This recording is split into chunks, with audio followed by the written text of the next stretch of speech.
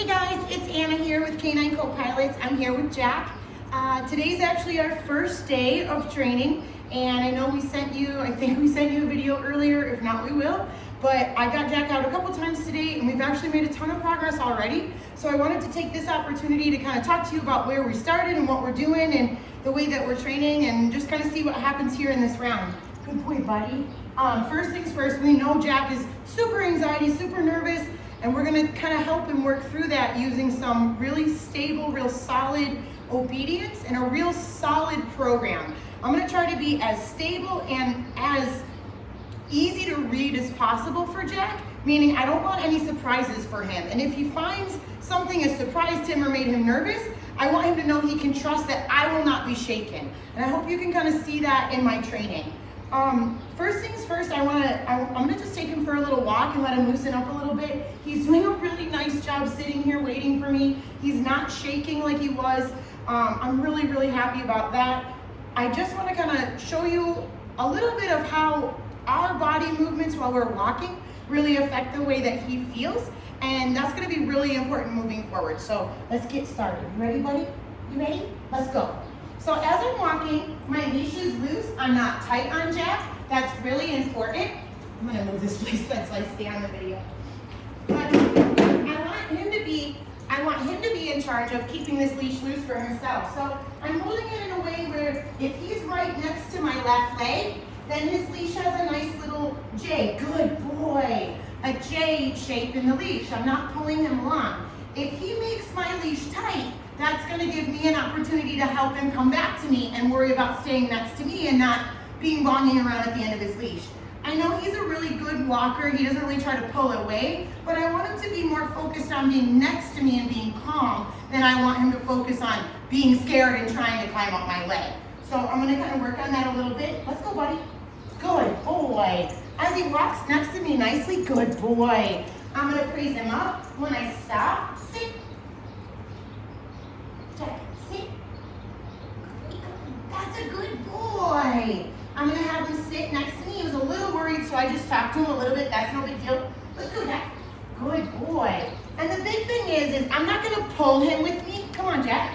But if he gets behind me, I'll pat my leg a little bit. I'm also going to use my leash, like you saw there, a little tug to pull him up by me. Good boy.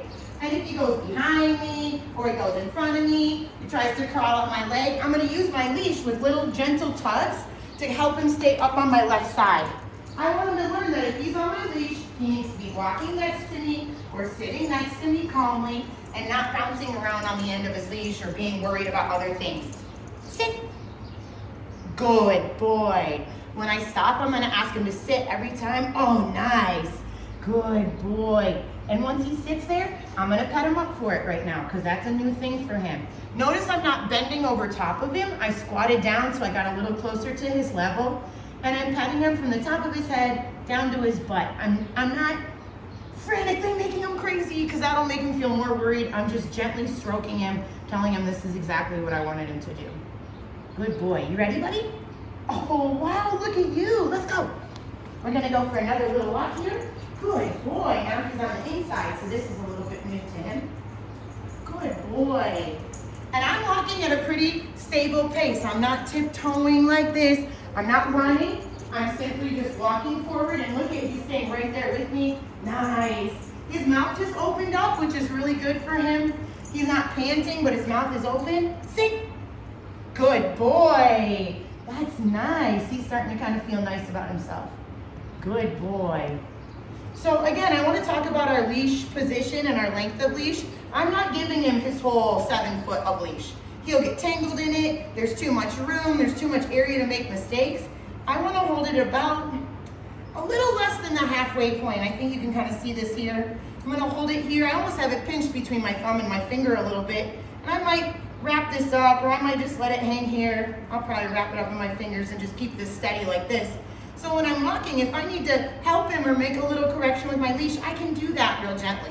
Ready, buddy? Let's go.